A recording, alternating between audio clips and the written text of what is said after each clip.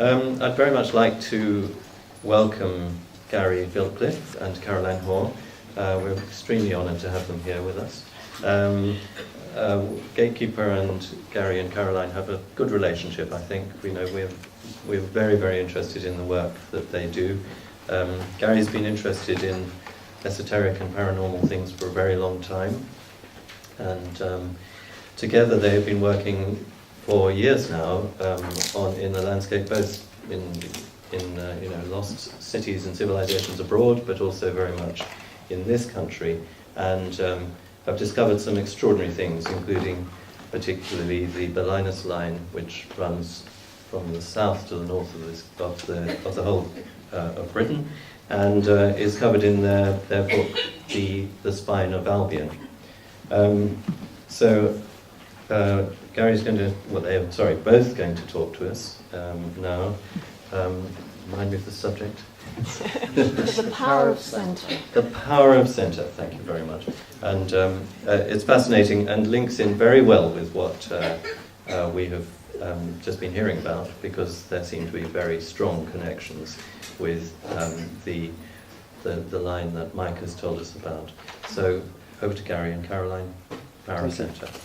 Thank you very much.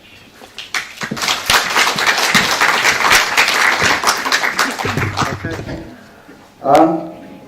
Now, the last time we gave a talk here, 2 years ago, I believe, we spoke about the holy axis, which came out of a dream that Caroline had while we were staying on Lindisfarne after we published Spine of Albion. And that dream led us on a trail, in Dreamtown, if you like, connecting with all these sites that led us to Iona from Lindisfarne. And as we were working with that line, another element came in. The battle sites was a major part of that line too, as well as holy sites. And there was 12 battle sites, major battles fought on that line, mainly between England and Scotland, interestingly enough. And so we decided we was getting ill quite a lot, even though we know how to put protection up at these sites. We felt that it was a bit too much for us to work with this line, with the amount of sort of open wounds in the landscape. So we put out to the universe a way to heal this, and we was contacted by somebody who said that we're a group of healers, and we're contacting you because we feel there's something to be done. And so we said, that's fantastic, so there is. So. And at that time we started to feel the landscape was drawing us to centres. And we looked at the centre of the Berlinus sign, realised that was an important place of power. And we also looked at the centre of the Holy Axis at Cairnpapel, which had this view of either coastline from the centre of this line. And there was something about the centre, the landscape was trying to tell us that there's something important that has to come out now. So I started to put together something on these centre places, and Caroline and I went to explore some of them. And then I got a phone call from Louise Coe, who started saying that the gatekeeper's looking for talks on heart centres. And I thought, well, that's really interesting, because I've just got into this Umbilicus navel site, maybe like heart centres, but more to do with middle places in connection with the goddess. So we gave the talk. I put something together in a slideshow. I gave a talk in London, and we took people out on a pilgrimage to St Bride's Church to connect with Bride in the land of London, and then took her energy up to St Paul's to sort of connect it with the male, where St Paul allegedly preached. And that was really the beginning of the book. And we sort of started to get dreams about certain of the places, the Umbilicus sites, and so this is how it started. And also our experience of healing homes using the principles of geomancy and feng shui also included finding and honouring the centre. So we thought, well, it's very important, I think, to connect with that element of the navel in the land as well as within ourselves. So we soon realised that after research there was an ancient history of cultures that had connected with the Umbilicus and made it their key temples and ancient sites, including the ancient Egyptians sought the Umbilicus in their land, the Greeks did, the Etruscans and the Romans. And then Nigel Twyn once said to me, when he saw our talk, he says, maybe you could say, not only did the early cultures believe in the sacred significance of these omphallous places, but they understood the inherent power and the cultural vitality of the geomantic centre or omphallous, be it spiritual, military, commercial, or psychological. In sociological terms, whoever controlled the physical or psychic centre of a group entity also controlled the heart and the soul of that group. And I think that was beautifully put. And it sort of describes the importance, because in the past, the people who control the earth in a material sense use these omphallous places to influence us in a negative way. And so we recognise this going on at a lot of omphallous sites. So we want to think, well, the power of the omphallous, the power of centre, can actually be used to heal and have a more profound effect upon the whole by working from the centre.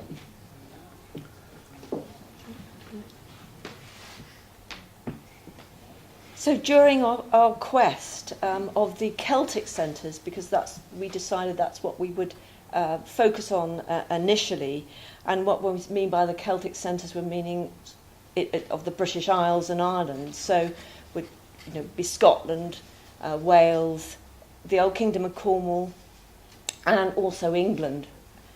And also what was actually at the centre of all those kingdoms, which of course is the Isle of Man. So what we were doing was we were gathering the history and the myths and the legends of all these places, but it was also for us a vision quest, using our dreams and psychic impressions and interventions from spirit to show us the way. So it wasn't necessarily ego-led, it was all of those things coming together to guide us to all these places and what we were going to be finding there. But we also wanted to uncover the symbolic ritual nature of these sites and understand the practical and spiritual value of them, much of it created through the sacred history and emotional energy that has been stored at these sites over thousands of years. But of course the book also goes into what actually happens at the centres of cities and towns, but unfortunately we haven't got time to go into that today. But we also looked at that aspect of centres as well, which we include in the book.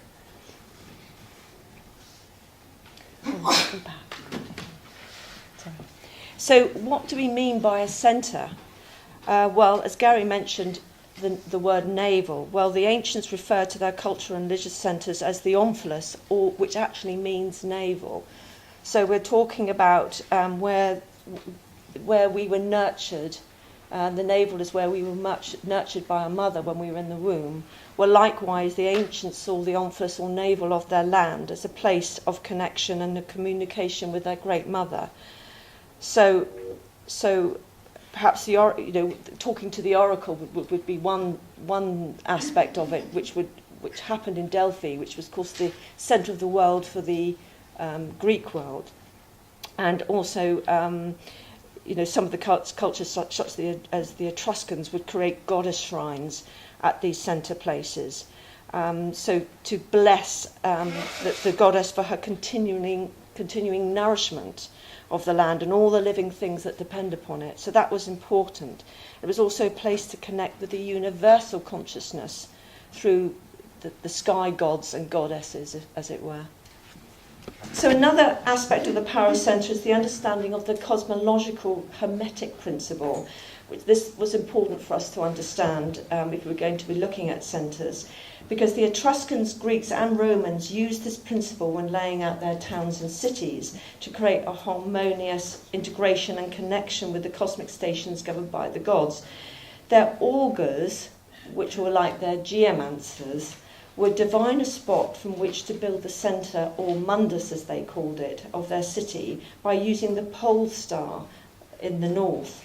And from once they found the North Star, they would then be able to mark a north, south and east-west road from that centre, from the mundus. And by creating a crossroads from the centre, they were creating 4 divisions, reflecting the elements and the seasons, and also the directions around a mystical fifth element, or cosmic pole, as they called it. And the purpose of this was to empower the land and the people. So each quadrant of the land mirrored the qualities of the counterparts in the heavens. And it is interesting, if you look at the north, you've got winter, earth and battle. Well, this was very much applied to the Irish Celtic lands. And you think what's in the north today, and that is Ulster. And you think of what goes on in Ulster. And even despite so many best efforts, they're still sort of warring with each other, whether it's politically or even physically. So, you know, that's an interesting aspect, that battle was actually applied to the northern part of any kingdom.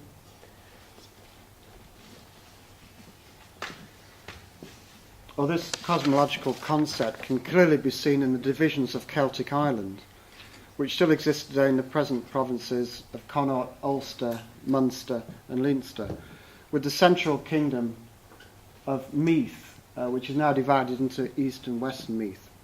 But in Celtic times, each kingdom was ruled by a king subservient to the High King on the hill of Ushny in Meath. The red darts mark the royal centres of these kingdoms. There's Rathcrogan or Cruchain in Connaught, Eamon Macha in the north, there's Dunallin, which is in the Leinster area near Kildare, and Lochgur in Munster, which is a ritual gathering place of the Munster kings. So the whole concept of cosmology was used, and it's still in some ways apparent in the present plan of Ireland. And at the very, very centre, there's a stone on a hill of Ushny known as the Umbilicus Hibernia, which basically means the navel of Ireland. The stone is actually formed of 5 sections, each symbolically representing the 5 divisions of Ireland. It's also called the cat stone for some reason, because it looks like a cat from a certain angle. So this place has become an iconic spot for many Irish, and even during the War of Irish Independence in the 20th century, a flag was inserted on the top of the boulder around which political meetings were held. So this enigmatic hill, although it doesn't really look like a hill, it's certainly not a Glastonbury tor that stands out, in the landscape for all to see. But there's certainly a real aura around it when you go to it, and it's always been known as the Geomantic centre of Ireland, and it's always been viewed in myth and legend as an iconic place. And as we mentioned before, it was the seat of the High Kings. This is where all the sub-kings who ruled from the other provinces, Leinster, Ulster, Munster, etc., all were subservient to the High King, who had a seat here at Ushny. And here he would actually take part in the sacred marriage ritual with the Earth Mother goddess. Now, the Earth Mother, Eru, as the Irish Earth Mother was known as, she lived underneath, supposedly, the stone of divisions, and it is there that they carried out this powerful act of marrying the goddess to effect a potent harmonising of the earth's energies, and to really ensure fertility in the land and good fortune for the coming year. And it was also here, according to legend, that the 3 rivers of Ireland were said to have been born. And this seemed to be a theme with central hills or mountains, as we were going to find out. And it was here that the sun god Dagda actually fathered 3 daughters, all called Brigid.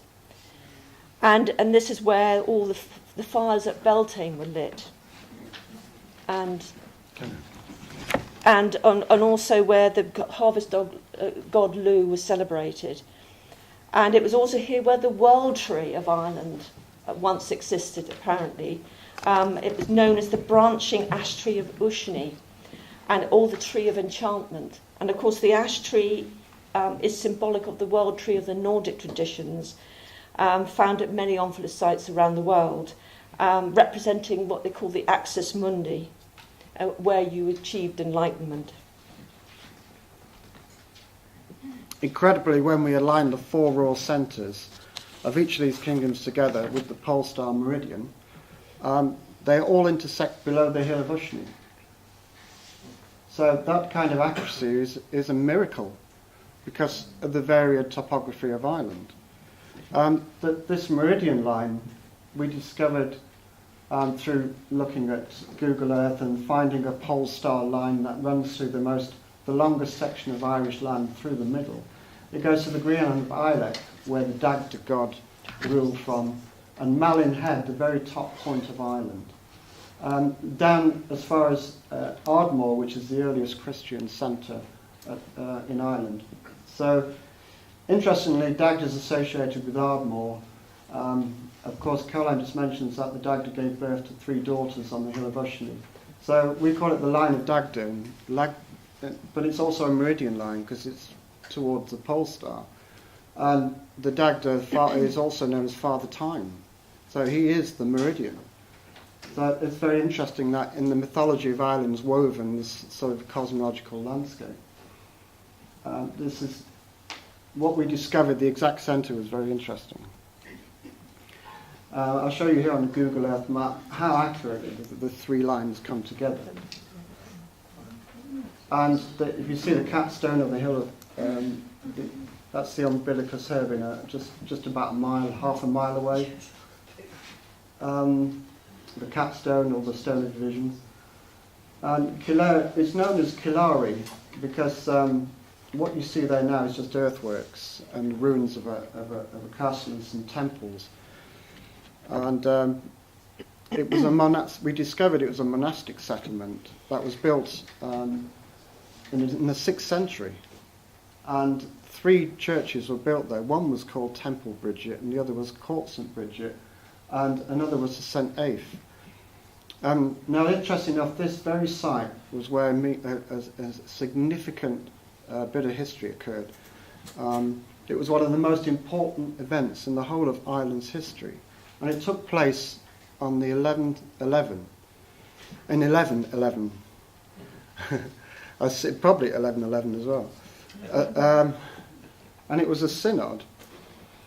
And the purpose of the synod was to divide Ireland into several dioceses. And it still exists today.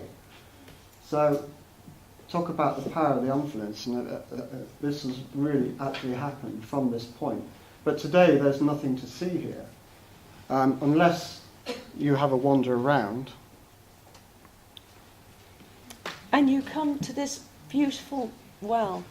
Now it's hidden in a glade of trees, so sort of just slightly away from a road that at the base of the hill of Ushni, and you wouldn't know it's there unless you had read about it or somebody had told you about it. And a little gate on the edge of the road leads you down a little path into this glade, and what you see is actually where the water issues through, and it still issues in a great abundance into a heart-shaped pool. And we thought, how beautiful, heart-shaped pool in the heart of Ireland. And it really is a beautiful place, and it's apparently... Yeah. Just to also add that in earlier times, people would actually come to the well to consult the oracle here. And, in medieval times, it was more about, unburdening their soul. But in even more earlier times, it was about receiving the healing qualities of this water.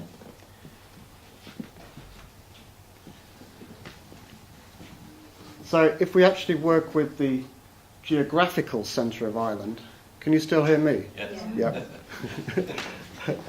We find that the actual middle is Clonmacnoise, which was one of the greatest monastic places of learning in the whole of Ireland.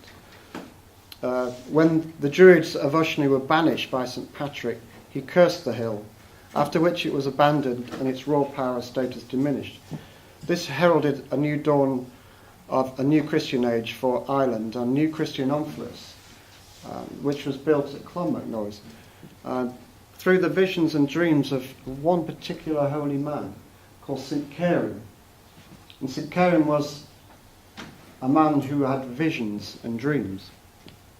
And he went to the Holy Isle of Inishmore, which, Scotland, Iona is the most holiest isle. England is Lindisfarne. In Ireland, the holiest isle is Inishmore. And it's known as a place of vision. People who go there and dream. They can dream the landscape, as we spoke about. And for Kieran, he had a dream that he had to locate the middle of Ireland from where knowledge would spread far and wide. And so he consulted one of the abbots on Inishmore, and eventually they decided to try and find the middle of Ireland along the River Shannon. And eventually they found a spot where he built a religious community next to an ancient east-west route that runs across the centre of Ireland. And to actually do the ceremony, he met with the local King Dermot and performed a foundation ceremony, as you can see in the middle here. And this is really interesting because they're using this pole like the augurs of the Greeks and the Romans and the geomancers of old. And they both pushed it into the ground at the centre, like the augur, as you see. And the ceremony also included the lighting of a sacred flame by the monks and sanctioned by the Druids. And they called it a perpetual fire that can never be quenched.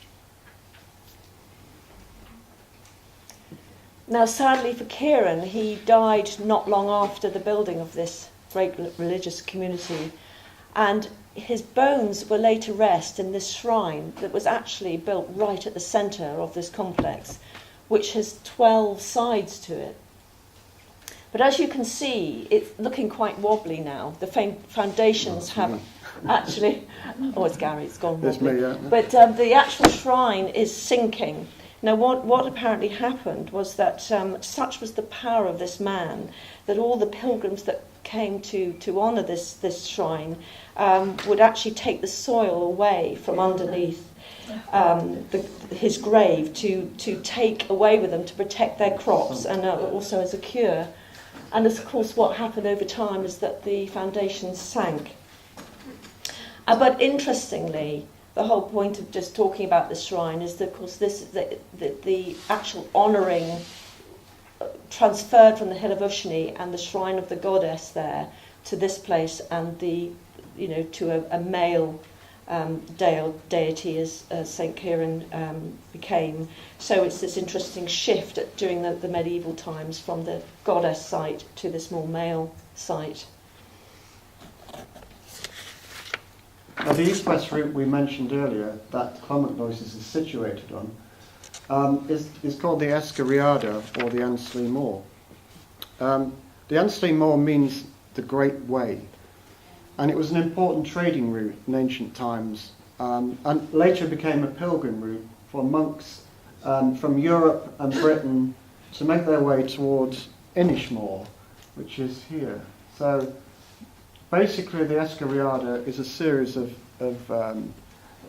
natural ridges like this that run across the boglands of central Ireland. And anybody who knows the area, it's really boggy and wet and very difficult to walk. So it's very difficult to walk across Ireland. But nature has left us with these ridges after the Ice Age, where gravel has been thrown up into sections.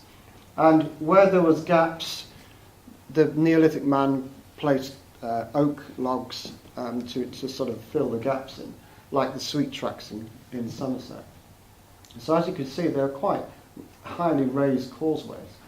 Well, there is a traceable route, although a lot of the eskers have been destroyed for building works, even recently, because in the sort of in the furore of the EU and all this money going into Ireland and this new road system, a lot of the ancient sites were just bulldozed over without any care, even though lots of people protested.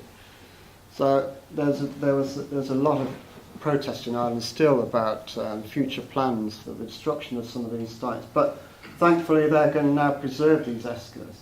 But this one particular line is very important because a lot of ancient sites were linked with this particular east-west corridor. So luckily enough, after visiting a particular place, we were shown this old map, which shows this Ansley Moor or the Escariada, with many important medieval monasteries built along it.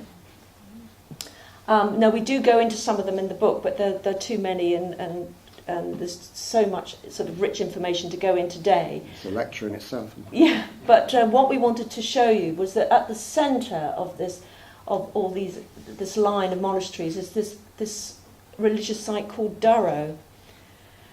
And what we... If we go to the next slide...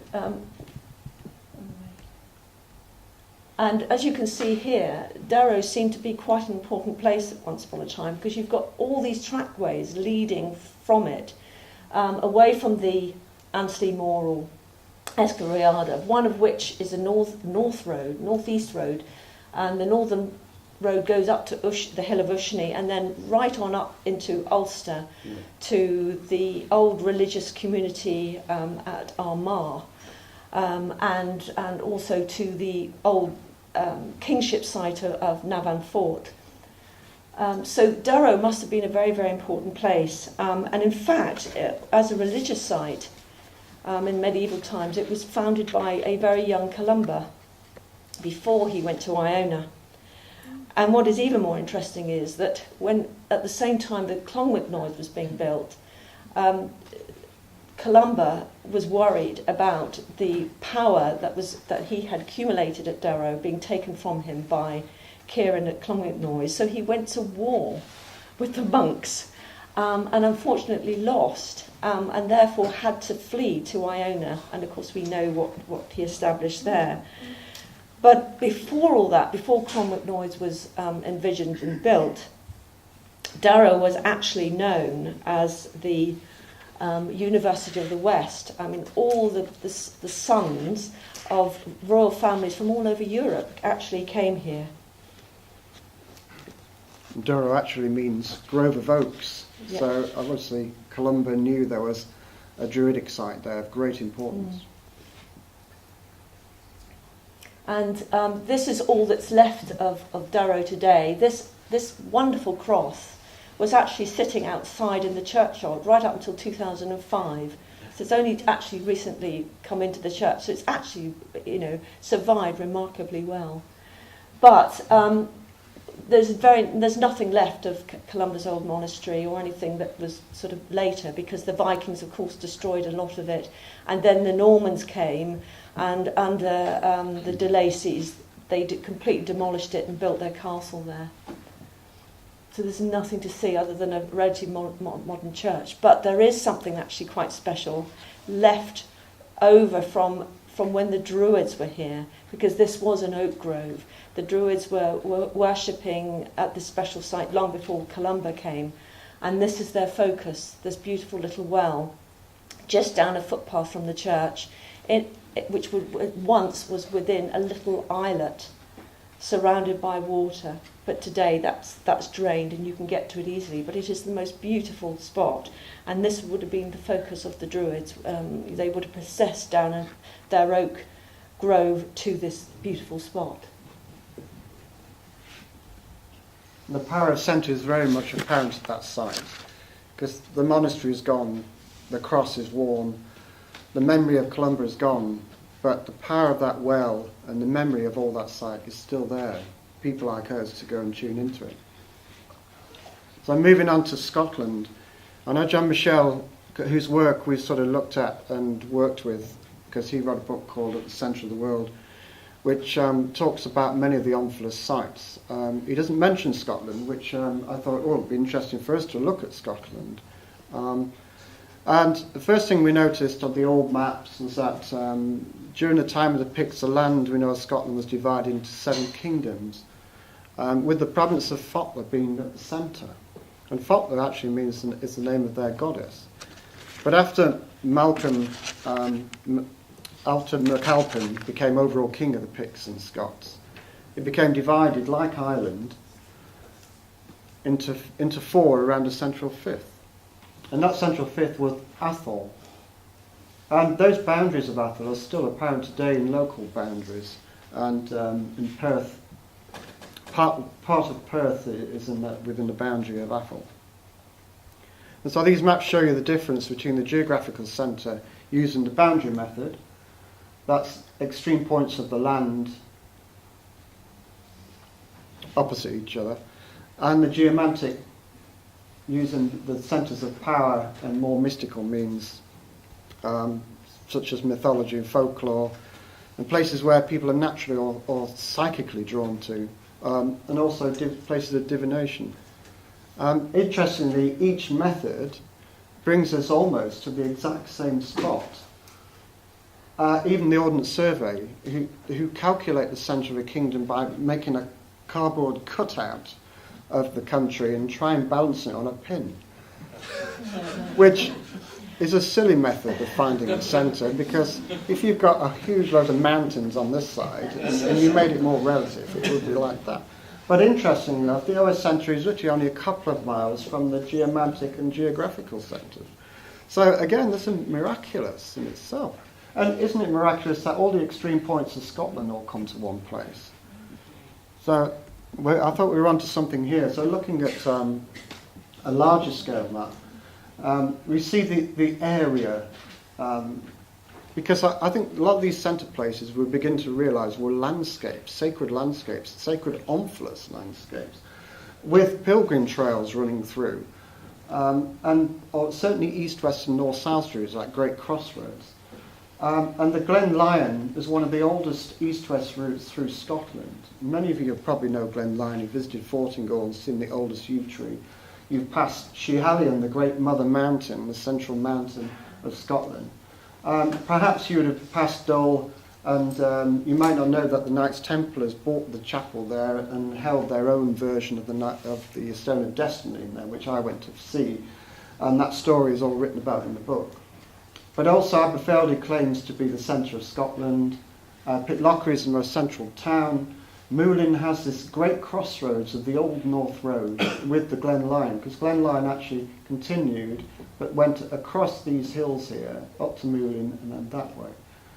And then we have the Blair Castle and Blair, the State, and the Geographical Centre up here, and other centres. So it's all in this area within a few miles. So you might have noticed that within this beautiful central landscape of Scotland is Mount Schiehallion. And this has always been considered in folklore as the central mountain, the mother mountain of Scotland. The name Schiehallion actually means fairy hill of the Caledonians, perhaps due to the long-held traditions of it being a magical, sacred place. There is a cave where this great warrior Finn, very similar to, like an archetype of Arthur, and his warriors lie sleeping on their elbows, awaiting the third blast of the horn to awaken to come to Scotland's hour of need. And we all know that Arthur and his knights are found sleeping in many caves around Britain and Ireland, and England, and particularly Audley Edge. There's a lot of folklore around Arthur in the cave there. And like the central hill of Ushny, there are tales of Beltane festivals happening here and goddess worship. Young girls apparently danced around the Maiden Well here on the slopes, and that was part of a fertility ritual to honour and give blessings to their Earth Mother Goddess as well. So all this was part of this beautiful area of the central part of Scotland. And in Glen Lyon, just a mile or so from Fortingall, is a little village called Fearnan, where we found this boulder, and it's next to the Loch Tay, as you can just see in the background there. And this is where it is said St Kieran from Clongenoise came over to Scotland and Christianised this stone, and from then on it became known as St Kieran's seat. So what was St Kieran doing here in Scotland? I mean, perhaps he did know that this was a significant centre of Scotland. The stone actually has cup and ring markings on it. So he must have known that it was a stone of power in itself. It's a stone of dreaming. And it's also known as the stone of dreaming. But there's so many sleeping warriors around the country we've encountered. You'd think one of them would wake up by now, but they're all still asleep. So is that just an allegory that the energy is sleeping, waiting to be awakened in some new age of enlightenment? So looking at the centre of Scotland again, the nearest building to the exact centre, as we show in the other two diagrams, is Blair Castle. So I'm sure some of you may have even visited Blair Castle and wondered at its great armoury and weapons and ancient stones. But if you look into the family, the Dukes of Atholl were a very, very powerful people. They had their own private army, and still today they have their own private army, unique to the whole of Britain. And the Dukes were Grand Masters in the 18th century of not only England's Masonic Lodge, but Scotland's Freemasonic Lodge. So these were people who were what we call the movers and shakers, the people who whisper in the ear of kings and queens, the Illuminati, if you like. And not only were they in control of the occult knowledge of the country, but also they all inherited the Isle of Man, which is very interesting because the Isle of Man was key to a lot of occult mystery in Britain, being known as the centre.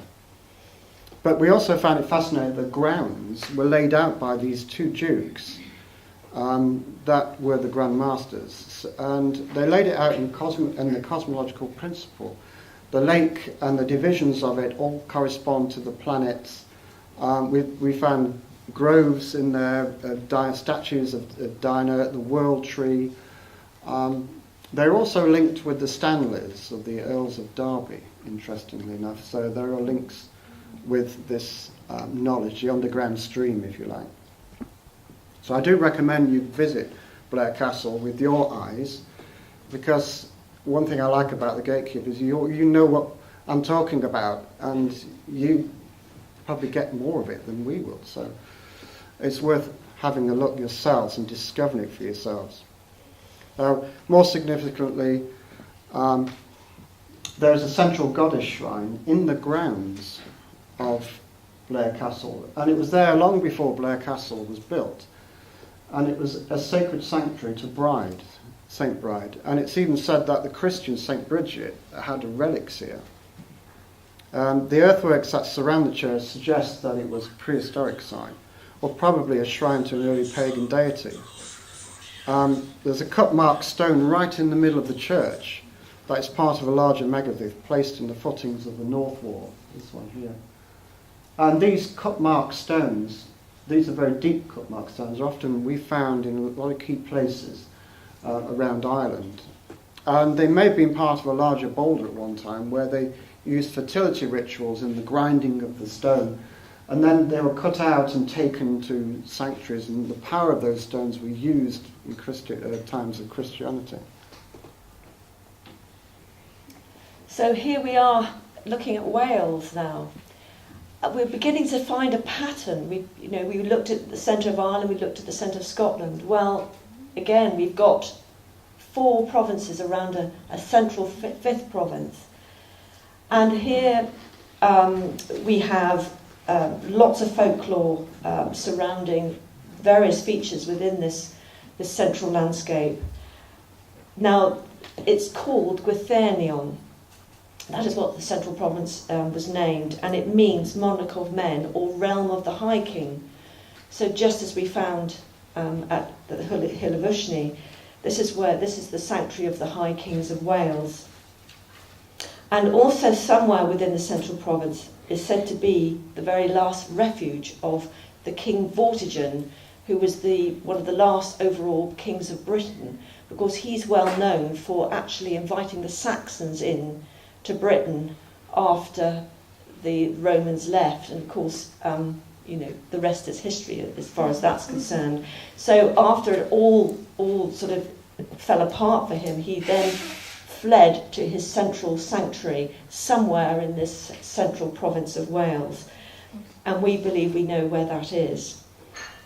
And also, of course, we've got this interesting alignment that goes straight through this central province that links the old Druid colleges at Llandaff and Bangor, and they go straight through the central mountain, just like Schiehallion in Scotland.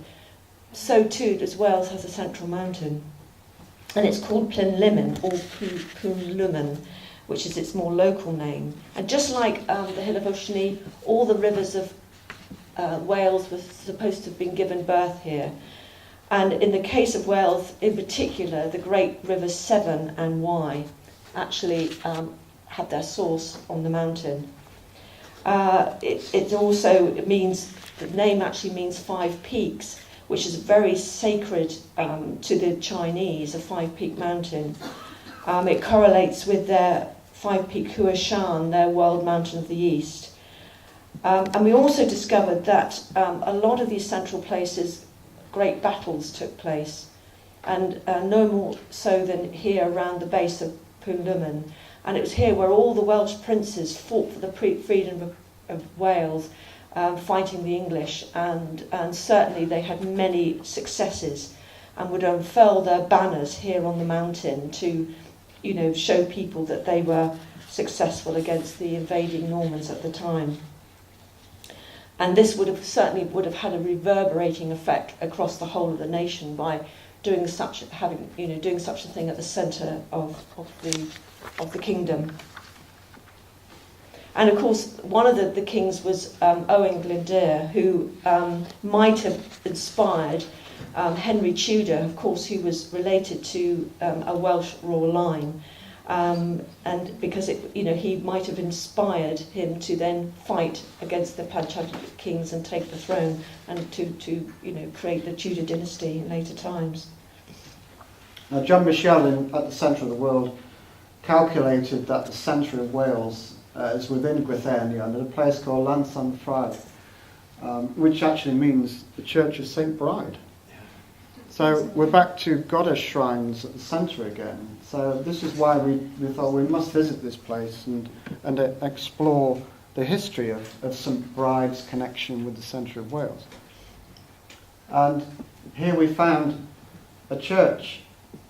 Unfortunately, it was 19th century, but it had a circular churchyard, perfectly circular, all the way around it, which, to us indicated it's a much earlier site. And sure enough, we discovered it was the site of a Saxon nunnery that had the dedication to Bride very anciently. So, in some ways, it probably replaced an earlier goddess shrine. And inside is a wonderful depiction of Bride in stained glass, with fire rising from her head. It is here that the ancient documents suggest also that King Vortigern had his stronghold in the form of a tower adjacent to the church at the back. All that's left of it now is just a bit of a wall in the car park of the pub. But the whole story is fascinating, because most people think that Vortigern died at Dinas Emrys. But if you actually go into the story deeply, he fled from Dinas Emrys and came back to his lands, the lands of Vortigern, which was in this area, Gwythernia. And Vortigern is very apparent in the local histories here. And this tower has been forgotten about, these ruins, for centuries, but we found these really old books in the library. And also, while we were researching, we discovered that the focal point of this holy site is actually a holy well. But at the time of our investigations of this place, no one knew where this holy well was. It was actually written in one of the old church written guides, but we asked everybody, where is this well? Because we searched everywhere. Nobody knew about it. No, it's long gone, they would tell us. So, but we said, no, it's got to be here. I feel it. It's here. It's still calling to us. So we had to put out to the spirits to help us, but we also had a very kind librarian who helped us, uncovered an old map, and there was the well pointed actually on it, and also our dowsing rods. So off we went with all these various bits of information that we'd gathered, and we walked up through the field next to the church, got to the road above. The dowsing rods twitched, and they took us to the corner of this lane. Nothing there, just bramble and stinging nettles. But our dowsing rods were facing into the hedge. So we stood quietly, and sure enough, we could hear this trickling. And with our boots and our elbows, we took apart all the brambles and the nettles, and to reveal this little stone-lined well. And there it is. And I kid you not, nobody knew of it, that it existed. Even the wardens, the church wardens. It was plainly written in the church guide, but it had been long forgotten in the psyche of the people. And she'd been warden for 50 years. Yes, yeah. So we were delighted to have found this well. So, once more we were able to honour it and give it our blessings. And this was a St. Bride's well. This was dedicated to St. And you could almost say it is the most central well in Wales. And just a short distance away, is the crossroads, one of the major crossroads of Wales in the centre, Rhyadr, which is joined with the town of Cwndaitha, where St. Bride's is. And it's interesting, it still has this north, south, east, west street, acting like a sort of an omphalos axis mundi. And its axis mundi is this great tower which commemorates the war and time, things that keep us locked into the three dimensions, if you like. But also we discovered another fascinating east-west route, which would have been very important during medieval times, that went through Rhyadr and Cwndaitha at the centre of of Wales, linking the two abbeys of Abbey Cumhere and Strataflorida, two Cistercian abbeys. And both abbeys were a place where the royal princes of Wales were buried, particularly the last Prince of Wales, the actual, the proper Prince of Wales was buried at Abbey Cumhere. Both beautifully atmospheric places. And this monk, and it was known as the Monk's Trod. Now it's now been revived because it actually is just a footpath today, but it goes through all the beautiful the Eland Valley, and it goes through a lot of places that have been sort of forgotten and you wouldn't normally see unless you walked along this old trackway. So it's now been reopened, so you can once more walk between the two old abbeys. So you also have, this is the omphalos landscape of Wales, because you've got Ponlymon up here, the Ordnance Survey, a cutout of Wales on a pin, is Cymystwyth. That's really interesting, isn't it? That's so close. So as Caroline was saying, we have this evolving landscape now between the two royal abbeys. This new trod, it's not something that's happened in the past, it's happening now. Landscapes are awakening, the consciousness of the land. And now we have a pilgrimage to the centre sites and connecting with the goddess shrine in the middle. And this is not the first occasion of that. We also came across this later. So what we were seeing was a pattern emerging at these central Celtic kingdoms. And first you had the quartering of a kingdom using the cosmological principle of the four provinces around us as a central fifth. Then we have the existence of the crossroads, which of course the old augurs would want to create from the mundus, the north, south, east, west routes. You had the world mountain, you had the religious shrine or a symbol of the mother goddess, in the case we're seeing Bride or Bridget. Often as a man-made feature representing an omphalos stone like you have at Delphi, at the centre of Greece. And then often it's an assembly, there's an assembly place and seat of the High King. Always, often, and more than likely, a sacred well dedicated to the goddess, and a symbolic well tree or axis mundi. And of course an omphalos stone, which we have a great example here of the one at Truro, which was at the centre of a symbolic landscape in the west of Ireland that is only recently come into the fore as a place of kingship to the Firbolg kings. And they had this stone, the Truro stone, at the centre, their royal centre of their kingdom, their oppidum. So now we come to England. And as most people know or aware, even if you Google it, that High Cross is seen as the centre of England. Geographically, it's almost there. The geographical centre is very close. Again, the OS centre, using a cutout, is very close nearby. Fenny Drayton. Fenny Drayton. There's now a marker in a field that shows you the England, the centre of England. Because, it's always very difficult to calculate where the centre is. But for us, we go by where people were drawn to in ancient times, where ceremonies took place, where high kings may have gone. And there's only one place out of all those. Although the Meridian is John Michel's favourite, Lilliton Oak's a central oak, one place really stands out as an Omphale site, and that's Croft Hill. And Croft Hill is just north of the great crossroads that the British landscape zodiac is based upon. And Croft Hill really is a special place. We know about the High Cross, and it may have been a Roman site before. But the Croft Hill, when we visited it, seemed to be, it had this reputation as it's sort of the best contender for England's symbolic world mountain because its legends and history. Even its old name, Creebury, means central hill. It was once a druidic moot, and like the Hill of Ushny, was a place of royal inauguration and ceremonial gatherings. In Saxon times, it marked the Omphales of the Saxon kingdom of Mercia. In medieval times, it was a place of open-air courts and fairs.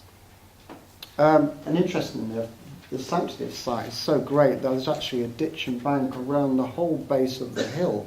I've never seen that in any other hill in England. Certainly around the top of the hill, but not around the base.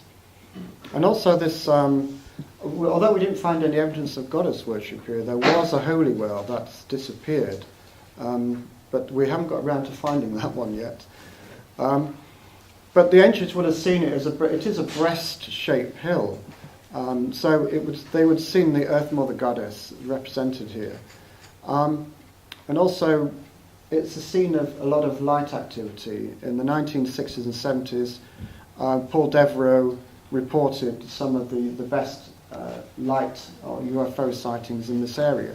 Due to its geological makeup of being granite, it has a very powerful crystalline nature with lots of underground water, and I mean lots of underground water.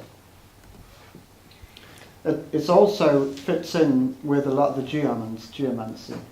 Croft Hill is one of the perpetual choirs, which is linked to all these other sites. Many of you know about the perpetual choirs. It links Glastonbury, Stonehenge, Goring, Stony Stratford, Croft Hill, Uttoxeter, Ellesmere, Carno, Llandovery, Llantwit Major.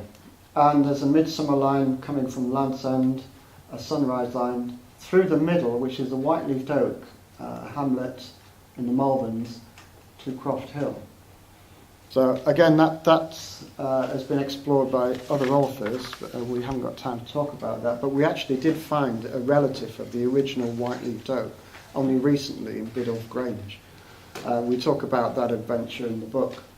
But when we actually got to the top of the hill, this is what we saw. So this is Croft Hill today, one of the deepest quarries in Europe. And what they're taking out is pink crystalline granite. Very, very powerful stone. Apparently the Romans first came here and took the stone to build the Fosse Way. And they're still taking it out today, millions of tons of it. But the future is bright. We met when we came to Croft Hill and discovered this. We gave it our blessing as best we could at the time, and then returned many months later, and we met a man on top of the hill, like in inverted commas, a gatekeeper. He was an ex-quarryman, but he'd grown to love the hill, and with a group of people, he's got together to stop the quarrying. And because they wanted to quarry the whole of the hill away. So this was the last straw for them all. They got together and they protested. How they did it, I don't know, but the quarrying will stop in 2 years' time. And in the course of the quarrying, the actual companies had to stop gallons of water coming into the quarry because there's a natural aquifer below it. So they stop it deliberately so they can actually quarry the land. 10,000 gallons of water every hour is stopped. It's stopped from coming into it. So what will happen when they stop? The water will come into the quarry and will rise and turn it into a lake.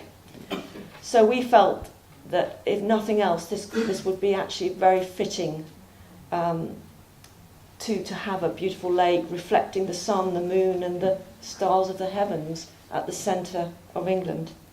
So England's gaping wound at its heart centre, or its navel centre if you like, its connection with its mother, will actually be healed in a couple of years' time. So that's interesting also. And I think another reason why we had to bring this book out, and now instead of the other book, because it's calling to us to put across this information. Very few people go to this place, but the man we met, you know, he didn't realise the importance of what he'd done.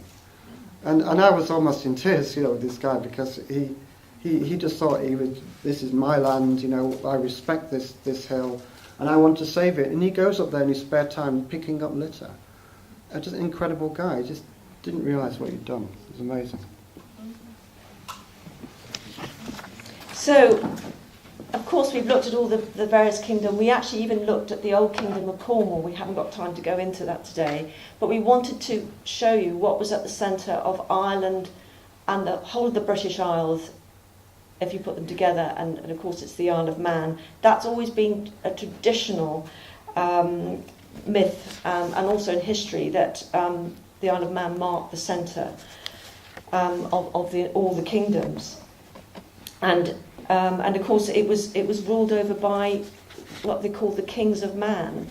Now, originally, how far we don't know that it goes back to, but certainly to Viking times.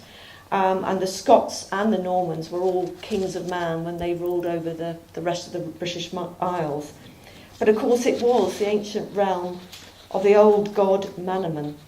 And there's lots of stories, very much like the Isle of Wight, of the island being the abode of supernatural beings like buggins and fairies and witches and giants, and of course black dogs, and many stories of time slips as well.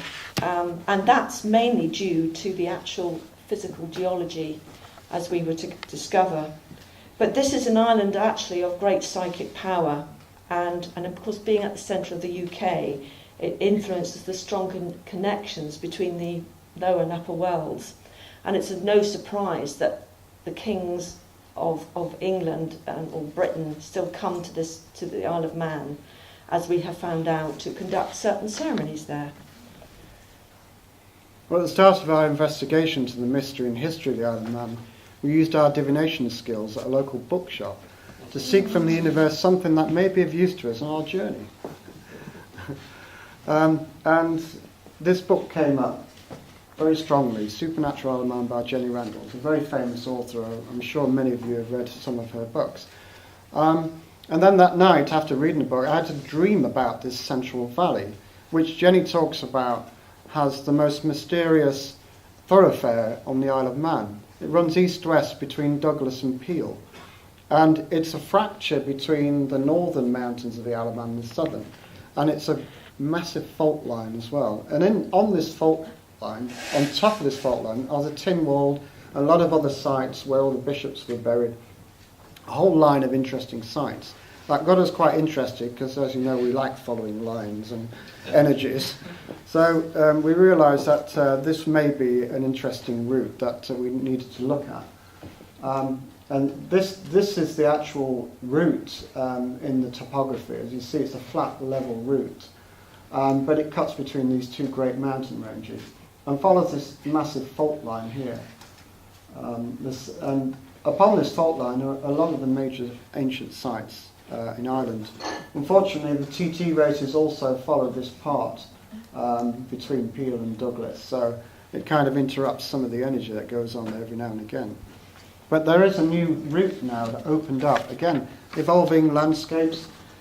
somebody decided to recreate a footpath from an old railway line, and now there's a new sort of route through Peel and Douglas, which sort of helps us connect with the landscape there. So what you see here is an old map of the Isle of Man, because in the north, that's all now being reclaimed, so that's part of the Isle of Man. So of course the central valley, the central east-west route, is no longer actually technically at the centre, but it would have been when that top part of the Isle of Man was in water. It was a great lake, underwater. It was a great lake with a What's little... interesting is that the actual ancient paths now cross at Crosby, as if a bit of a giveaway. But the road doesn't actually go up to Bride Keel, but the Millennium Way goes right past it. So that was interesting. But when we looked in the library at the old road, that the old road through the valley was much higher up, not through the middle of the valley as it is today. And the road actually crossed the ancient Millennium Way at Bride Keel. So the real X does mark the spot. But also it had its own holy well, and it was a renowned place of pilgrimage. Well, in Victorian times, it was the most important part of the island when people came to seek healing. And so we thought, where is this well? Because we looked everywhere, dowsing rods came out, and we were directed to a little hedge, not far. This is what's left of the remains of the keel today. And sure enough, we heard the trickling. Boots came out again, digging away brambles and stinging nettles, and there it was, in the hedge, covered in barbed wire, and a great pipe feeding into a nearby trough, water trough for the farm animals. So it's been really desecrated, but it is still there, and it is still trickling away. A spade of Wellingtons is part of our kit now. So what's amazing is that the Isle of Man, and you can find this map in the library in Douglas Heritage Centre, that in ancient times it was divided into 4 provinces around a central fifth again. The old Celtic means of working in the harmony with the cosmos, so that people will live in a more harmonious landscape. And the central province is now Morone. It's the only one that is landlocked, that it means it doesn't touch the sea. And Morone has within its bounds the Bride Chapel and also a church called St Runnius, which had where the bishops of the island were all buried. So, but this area is not really written about. This is something new, and it's only because we discounted the top part here, which was underwater right up until the 17th century, that this area would have been the centre of the Isle of Man. Of course, today, with the Highlands as it is, the old Tynwald site, which is here, marks the geographical centre. But this old Tynwald site was just a Tynwald for this region. We discovered there's a Tynwald for every region, and that some of these Tynwald places still exist. So, although John Michel made it all fit nicely for the old Tynwald, it wasn't quite the truth. And that the real Umbilicus is the Bride's Well and Chapel, which still has that incredible power, and we could feel it there. And it's amazing when the landscape responds to being recognised, and we got that response very strongly. So this is the old Tynwald site, just a couple of miles up the road from the Bride Sanctuary on this Central Valley route. It's at the village of St John's, and still every year they hold a parliament on what used to be the old Midsummer's Day. It's now the 5th of July. And it still goes on, and we actually attended the actual event a couple of years ago. But the word Tynwald in Norse actually means parliament fields, parliament plains or assembly fields. And what happens is that during the ceremony, they start in the church. So you have what would have used to have been the King of Man, and all his entourage would pay homage in the chapel and then process at 12 noon precisely up this causeway to the mound. And then the king would sit on the top tier, and all his sort of civil servants would sit below him. and that still happens today. In order of importance. Yeah. And of course, today they have the Lieutenant Governor, but actually the Queen Elizabeth II is strictly the King of Man. But the Kings of Man were once the Earls of Derby, interestingly, the Stanleys, and it was through marriage from the Stanleys with the Dukes of Athol, with a member of the Dukes of Athol family, that the Dukes of Athol then took over the title of the Kings of Man, and they eventually sold it to the King of England.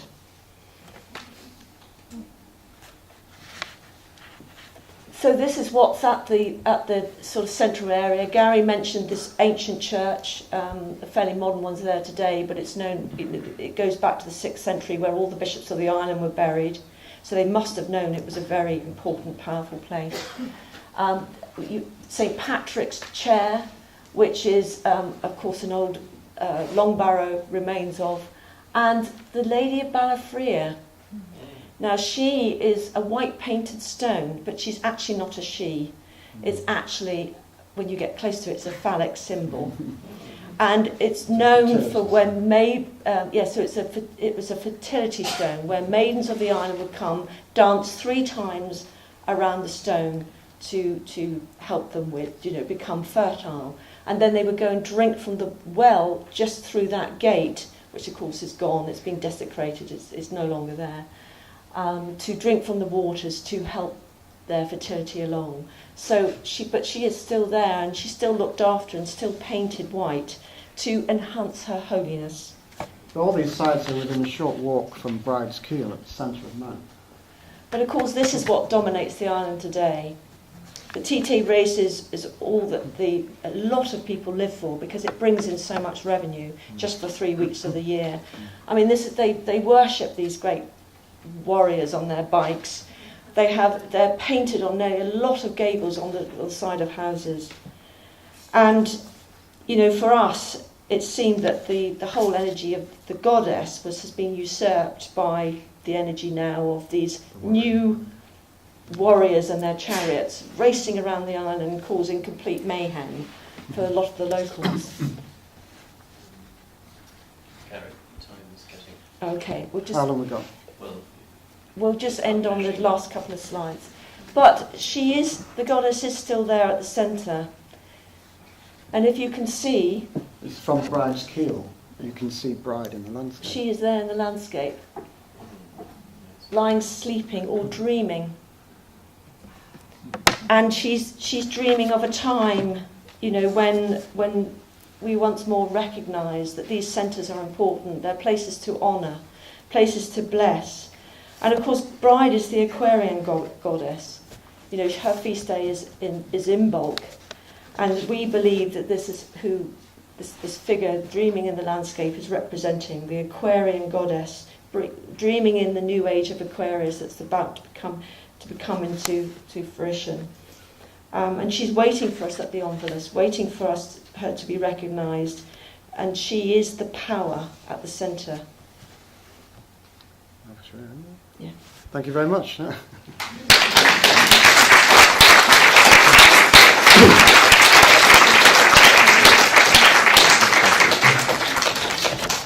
Thank you both so much. That's absolutely fascinating. I just cannot get over the quality of your research work.